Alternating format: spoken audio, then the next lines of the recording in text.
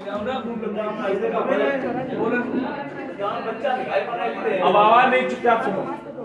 देखो, अब आप चल रहे थे भौतिक विज्ञान पर, और भौतिक विज्ञान में हमने पहला टॉपिक शुरू किया था जिसका नाम था मापन एवं मात्रक। क्या नाम दिया था? मापन एवं मात्रक। मेरे बच्चे, हमने आपको इस टॉपिक के बारे में बताया। पहले विज्ञान को आपने पढ़ा है, वो पुरानी क्लास की व्यवस्था में बताया गया था, सुव्यवस्थित क्रमबद्ध ढंग के ज्ञान को विज्ञान। लेकिन बी का अर्थ है विशेष। बी का अर्थ क्या है? बी प्लस ज्ञान से ये मिलकर बना है। बी का अर्थ क्या है? विशेष, और ज्ञान का मतलब ज्ञान। किसी भी प्रकार का विशेष ज्ञान क्या कहलाता है? विज्ञान कहलाता है। क्या कहलाता है? विज्ञान कहलाता है। बेटा, इसमें हमने पहला टॉपिक उठाया जिसे नाम दिया मापन एवं मात्रक का। तो मापन किसे कहते हैं? जब दो भौतिक राशियों के बीच तुलनात्मक अध्ययन कराया जाए। कैसा अध्ययन कराया जाए? तो वह क्या है? मापन है। वह क्या है? जब तुलनात्मक अध्ययन कराया जाए तो वह क्या है? मापन है। और बेटा, जैसे हमने बात की, आपको एक नाम दिया भौतिक राशियां। क्या नाम दिया? भौतिक राशियां। राशि, राशि शब्द क्या है? राशि क्या है? भौतिक तो समझ गए, भौतिक फिजिक्स के बारे में तो बता चुके हैं पहली क्लास में। लेकिन रास क्या है? रास क्या है? रास का मतलब है यूनिट्स। इंग्लिश में इसे यूनिट कहते हैं प्यारे बच्चे, जिसका मापन किया जाए। क्या किया जाए? मापन। जिसमें निर्धारित हो, जिसमें संख्या का प्रयोग किया जाए, तो वह क्या कहलाती है? रास कहलाती है। क्या कहलाती है? रास। जैसे हमने आपसे कहा, या आपसे मैंने कहा कि जाओ 5 केजी लड्डू ले आओ, तो इसमें यूनिट्स क्या हुई? 5 केजी इकाई का मान दिया। और आपने एक कॉपी पर बहुत अच्छा लेख लिखा। आपने क्या लिखा? बहुत अच्छा लेख लिखा। और हमने आपकी कॉपी देखी तो हमने कहा आपने बहुत अच्छा लिखा। क्या ये राशि है? नहीं, ये राशि नहीं है। कोई गाड़ी चला रहा है, हमने कहा वह गाड़ी बहुत तेज चला रहा है, तो क्या ये राशि है? और हमने कहा वह गाड़ी 80 किलोमीटर प्रति घंटे की चाल से चला रहा है, तो ये राशि है। ये क्या है? बात समझ गए कि नहीं? राशि किसे कहते हैं, इस बात को समझ गए? नहीं समझ पाए? समझ गए ना? अगर हमने कहा बहुत अच्छा, तो राशि नहीं होगी। क्या राशि होगी? और हमने कहा कि वह 5 केजी है, क्या उसने 10 नंबर का लिखा है, तो ये क्या है? राशि है। ये क्या है? तो बेटा, भौतिक राशियों को वर्गीकृत किया गया है। क्या किया गया है? वर्गीकृत। तो कितने भागों में किया गया? 2 भागों में किया गया। एक तो किया गया मापन एवं मात्रक के आधार पर। मापन एवं मात्रक के आधार पर। किसके आधार पर बताया बेटा? मापन एवं मात्रक के आधार पर। दूसरा हमने बताया दिशा एवं परिणाम के आधार पर। किसके आधार पर? दिशा एवं परिणाम के आधार पर।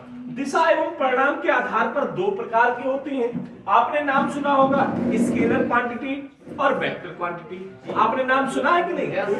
अदिश को कहते हैं स्केलर, सदिश को कहते हैं वेक्टर। और ये प्यारे बच्चे बहुत इंपॉर्टेंट है। बीएससी पार्ट 1 में भी यहाँ से 4 से 5 क्वेश्चन अभी के पेपर में आए थे, और एसएससी में तो खैर आते ही आते हैं। तो जो टॉपिक है वो आपको बिंदुवार क्लियर करा दे रहे हैं। बेटा, दिशा एवं परिणाम कितने प्रकार का होता है? कौन कौन सा? सदिश और अदिश।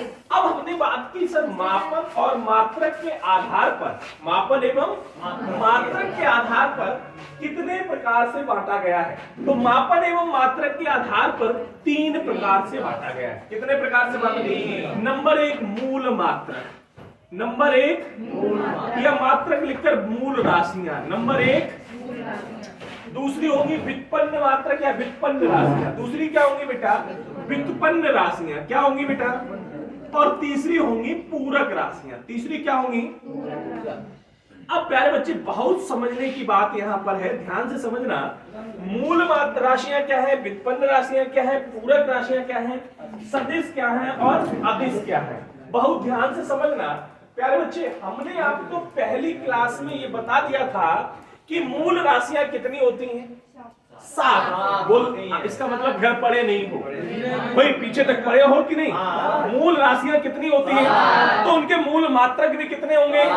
मेरी बात समझ में आ रही है, बहुत अच्छी बात है बेटा। मूल राशियां 7 होती हैं तो उनके मात्रक भी 7 होंगे। अब व्युत्पन्न राशियां कौन सी होंगी भाई, पहली क्लास में हमने बताया था व्युत्पन्न राशियां कौन सी होती हैं।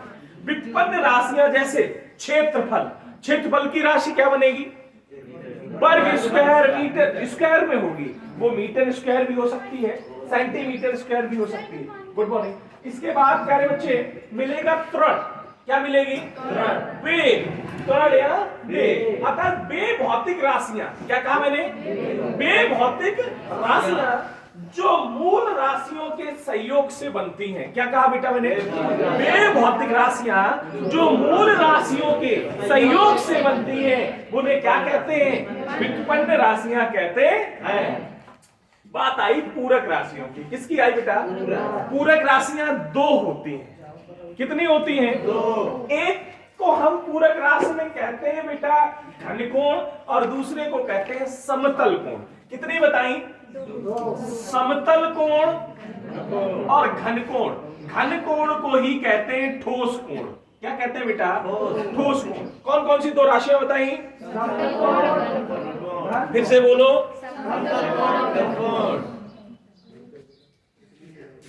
दोनों राशियों में इनके मात्रक पूछे जाते हैं। दोनों राशियों में क्या पूछे जाएंगे बेटा, समतल कोण का मात्रक होता है रेडियन। समतल कोण का मात्रक क्या होता है बेटा, रेडियन। तो घनकोण का मात्रक क्या होगा, स्टेरेडियन। तो घनकोण का मात्रक क्या होगा, स्टेरेडियन। क्या होगा बेटे बच्चे, स्टेरेडियन। मेरी बात समझ पाए या नहीं, एक बार फिर से समझो।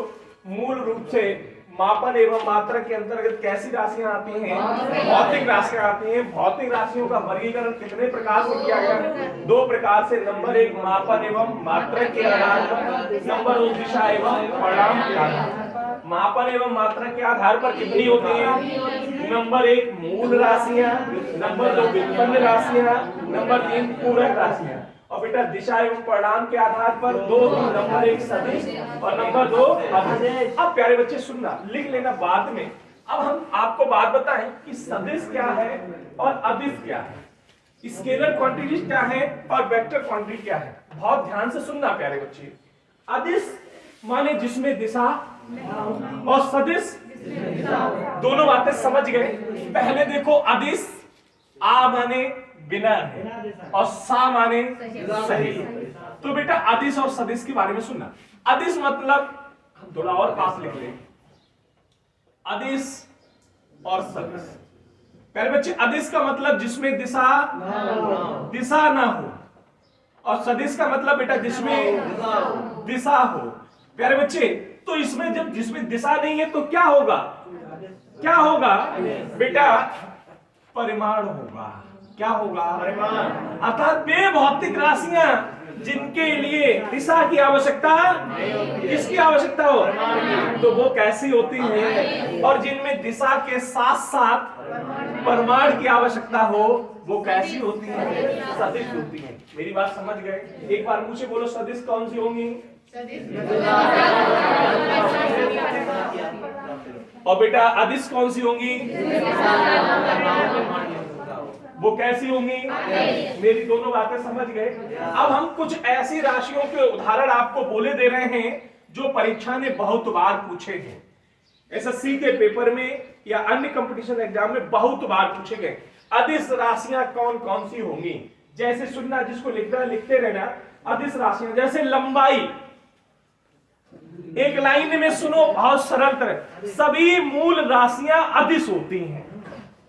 सभी मूल राशियां, भाई लंबाई मापने के लिए क्या दिशा की आवश्यकता है, अरे भाई नाप दिया 5 मीटर है, किसी ने कहा 5 मीटर उत्तर, कहा वो एक विशेष कंडीशन प्रदर्शित होगी।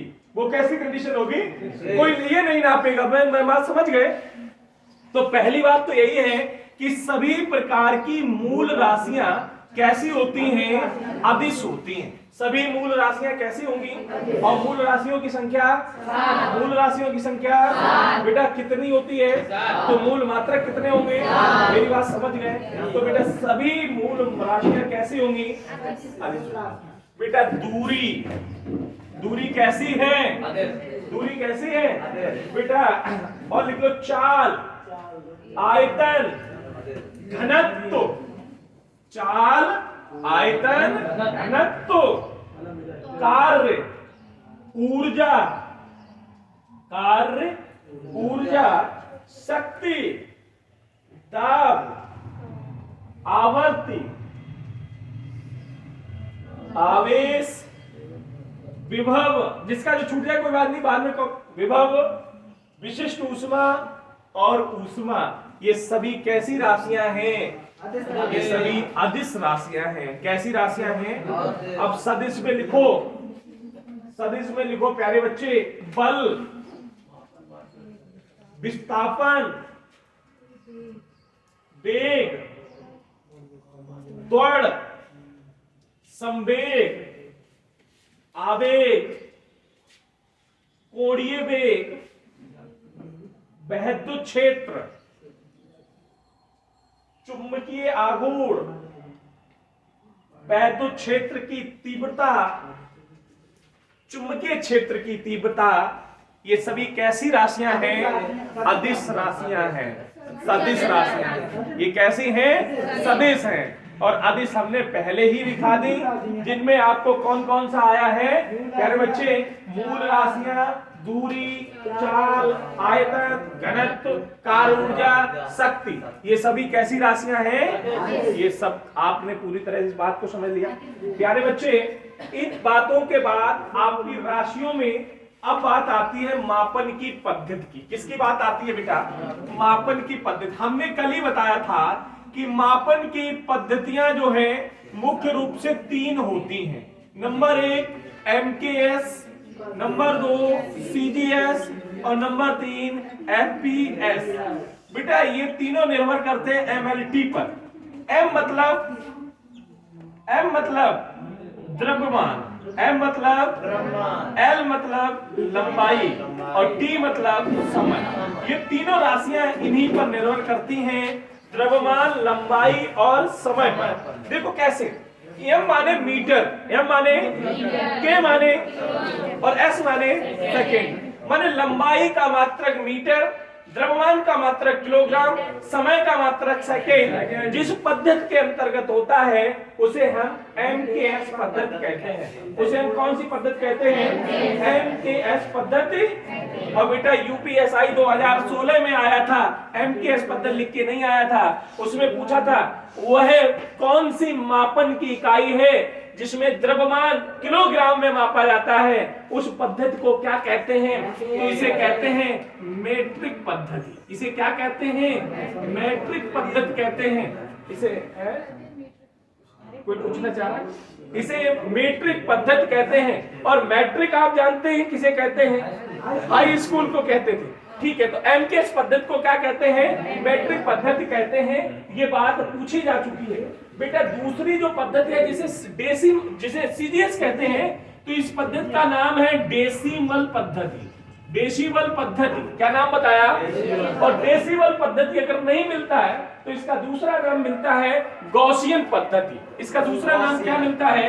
CGS का दूसरा नाम है गॉसियन पद्धति। क्या नाम है बेटा? और FPS इसे कहते हैं बिटेन पद्धति। FPS को हम कौन सी पद्धति कहते हैं बेटा? इसे बिटेन पद्धति कहते हैं। इसे कौन सी पद्धति कहते हैं? इसे बिटेन पद्धति कहते हैं। इन तीनों पद्धतियों को आप अपनी कॉपी पर चाहे तो लिख ले, बहुत इंपॉर्टेंट है। ब्रिटिश पद्धति कर देना थोड़ा यहाँ पर, ठीक है। तो पहली को क्या कहते हैं? दूसरी को या और तीसरी को ब्रिटिश पद्धति क्या कहते हैं? तीनों बातें समझ में आ गई होंगी। बेटा लिखना चाहे तो अपनी कॉपी पर आप लिख सकते हैं, लिखते रहिएगा, कोई बात नहीं, लिख लीजिएगा। हाँ। आपने इतनी बात समझ में आ गई, तेजी से लिखो जरा।